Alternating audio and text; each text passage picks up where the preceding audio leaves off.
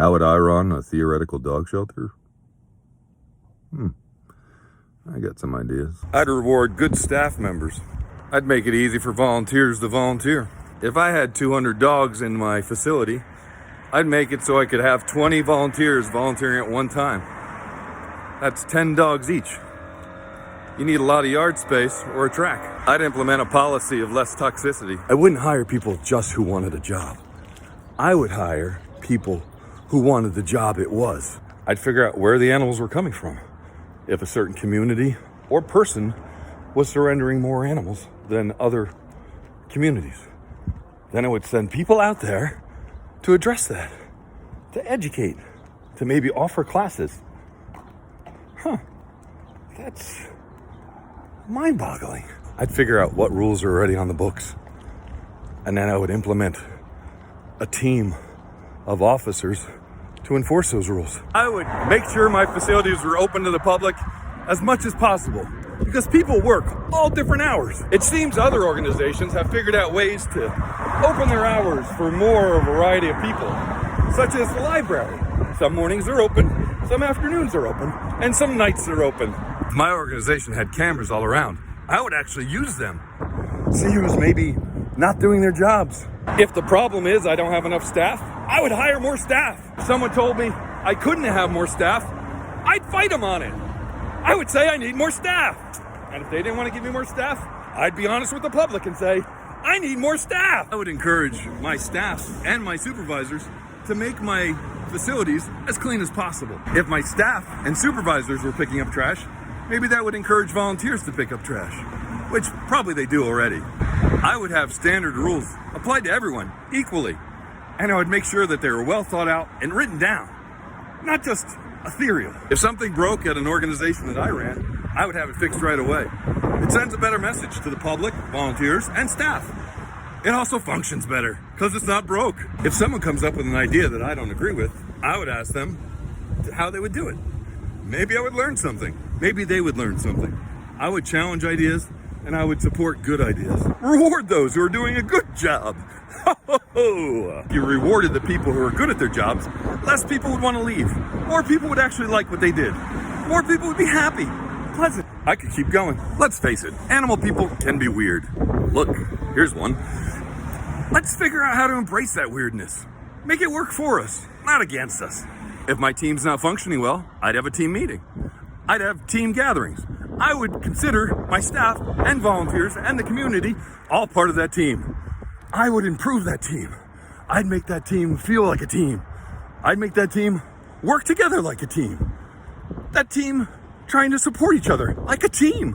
And with a team, you can actually win. I think most surrendered animals come in because, A, people don't know what they're doing.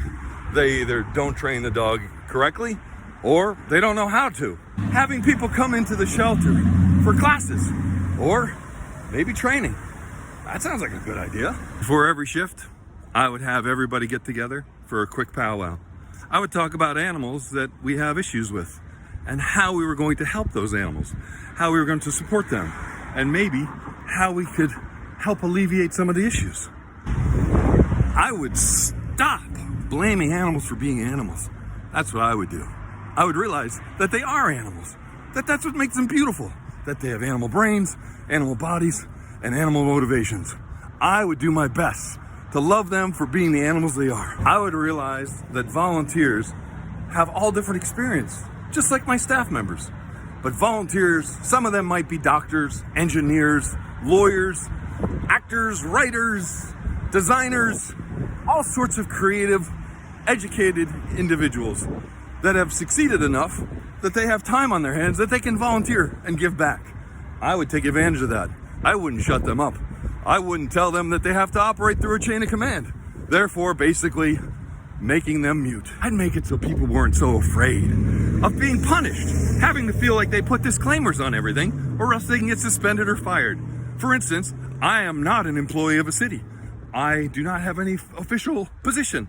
I am just a member of the society. I would visit other shelters. Matter of fact, I do that now, and I'm not in charge. I would go and see what works at different places to see how they have done better than I have and ask them questions, because most likely they love animals. I'd figure out a way so dogs were not staring at each other all day, not barking at each other all day. Dog shelters are loud. What I would do is I would find a way to dampen that sound, to make it less stressful for those animals. This way, the dogs are less stressed. If the dogs are less stressed, my staff is less stressed. This is America we're talking about, right? We're supposed to be the home of doing things better, innovation, thinking smarter. I would delegate responsibility. I'd put in some kind of reward system for volunteers that put in maybe 250 hours a year, 500 hours a year, 1,000 hours a year, 1,500 hours a year. I would hire someone with dog training, animal training, a behaviorist. By supporting the best of your employees and trying to retain them and gain other employees of equal value, and by maybe encouraging other employees to find other employment or to go to a different department where they can use their lack of skills better, I'd be honest with the public. I'd let them know where the problems lie. I would encourage more transparency in my shelters. I would expand volunteering hours, say from 6 to 10 or 7 a.m. to 9 p.m. Either way's better than 8 to 5. If the shelter I managed had technology that was developed in the Middle Ages poorly, I would look to improve that.